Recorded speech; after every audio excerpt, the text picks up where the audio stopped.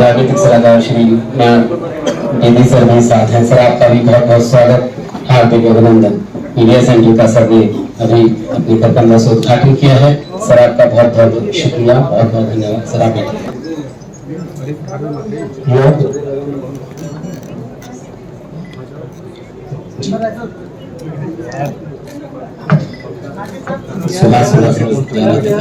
के द्वारा सिंडिकेशन दिया जा रहा है। मैथमेटिक्स तकनीक के बारे में विश्वसनीय बात यह है कि अनंत एप्लीकेशन और उपयोग है जिन्हें हम इस तरह के मैप और डिजिटल मैप का प्रयोग करें।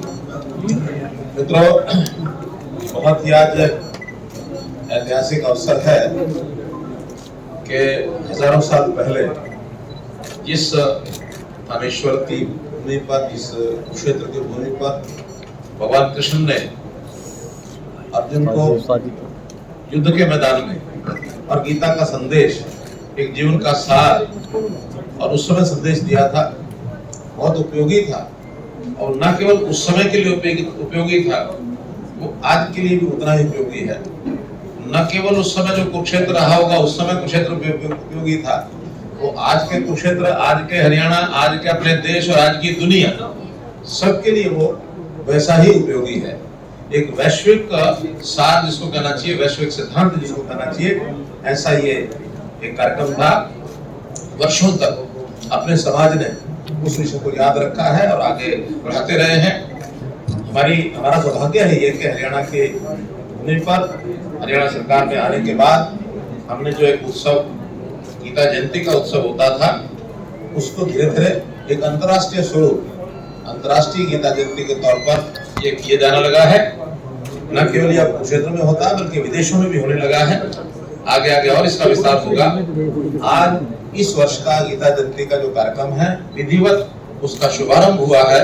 ये जो सरस मेला है, इस सरस मेले के उद्घाटन के अवसर पर, इस मेले में जो अपने देश के विभिन्न प्रांतों के कलाकार, कारीगर और ऐसे जो अपने सामान को बना करके लाते हैं और लोगों की रुचि के हिसाब से हर वर्ष उसमें जो परिवर्तन करना होता है वो भी करते हैं।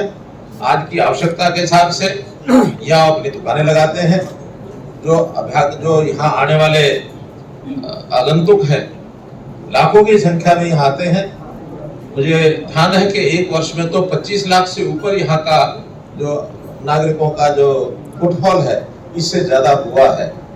अब धीरे धीरे कोविड के बाद फिर से इस कार्यक्रम में रौनक आ रही है।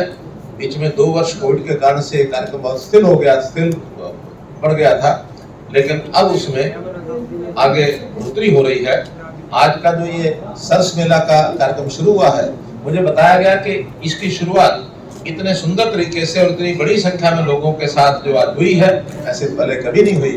कितनी दुकानें हैं? कुल 600 के लगभग यहाँ दुकानें हैं।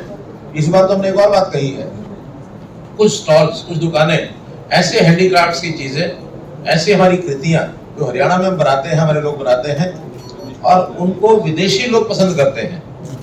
तो विदेशों के भी लोग यहाँ आते हैं, लगभग 25 देशों के लोग, ऐसा अनुमान है कि यहाँ आएंगे थोड़ी बड़ी मात्रा में। लेकिन उनके लिए अलग कुछ स्टॉल बनाए जाए ताकि यहाँ की कृति को वो अपने साथ ले जाए और आवश्यकता पड़ने पर बाद में उन्हीं कृतियों को उनकी डिमांड के हिसाब से उन देशों में भी हम स्टॉल लगा करके दे सकते हैं। लोगों का रोजगार बढ़ेगा, हमारी जो सांस्कृतिक पहचान है उसका भी दूर दराज तक विस्तार होगा। तो ऐसे सरस मेले के उद्घाटन के अवसर पर अंतर्राष्ट्रीय गीता जयंती का शुभारंभ और 4 दिसंबर तक, बल्कि सरस मेला तो 6 दिसंबर तक चलेगा। 4 दिसंबर 29 से 4 दिसंबर विधिवत जो मुख्य कार्यक्रम है गीता जयंती के वो होंगे। सरस मेला 6 दिसंबर तक चलेगा। तो इस 17 दिन के इस कार्यकाल के इस मेले का उद्घाटन हुआ।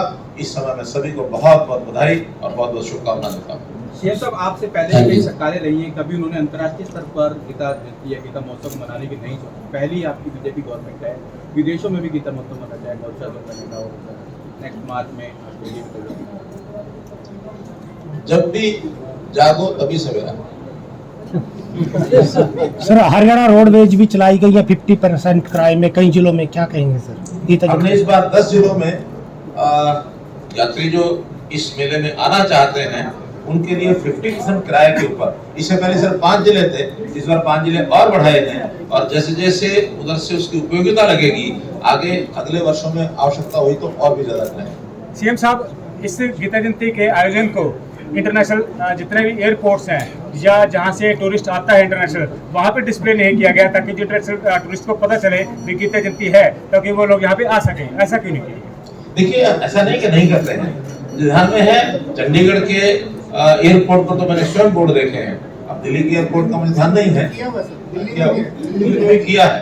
तो इसका मतलब है कि जो लोग आते जाते हैं बार बार वो उसको देखते हैं, उस क्षेत्र में जो बैठे रहते हैं उनको पता नहीं लगेगा एयरपोर्ट पर क्या है। पहली बार आप धार्मिक संस्थाओं के साथ बैठक ले रहे हैं, इससे पहले कभी किसी भी मुख्यमंत्री ने सोचा नहीं समझा नहीं कि धार्मिक संस्थाएं को जिनका बहुत बड़ा योगदान रहता है अंतर्राष्ट्रीय दिशा में, पहली बार आप उनसे मिले? देखिए, हर धार्मिक स्थान पर, मंदिर पर जो ऐसे धर्मशालाएं हैं उनमें गीता जयंती के अवसर पर अपने अपने ढंग से कोई ना कोई रौनक वो करते रहे हैं।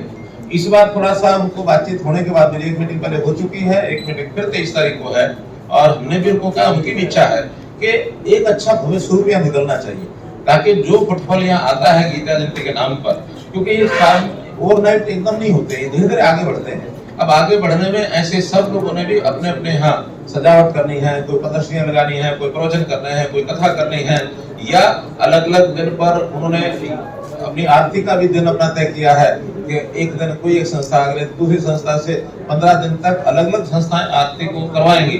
जितना ज्यादा पार्टिसिपेशन होगा संस्थाओं का उतना लोगों को भी आनंद आएगा। और हमने तो ये भी कहा है कि इन सब प्रमुख स्थानों पर कोई एक रूट बना दे ताकि उस रूट पर पैदल चलने वाले पैदल चले, वाहन चलाने वाले छोटे रिक्शा हैं, थ्री व्हीलर हैं, ऑटो हैं, या कोई ज्यादा आवश्यकता पड़ी तो बाद में बस की व्यवस्था भी सोच सकते हैं।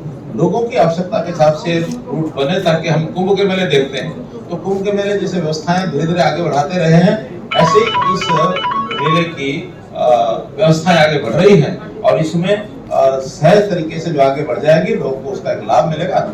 सर 29 तारीख को राष्ट्रपति प्रवासी आपका बहुत आभारी है कि आपने इस तरह का मेला यहाँ। धन्यवाद।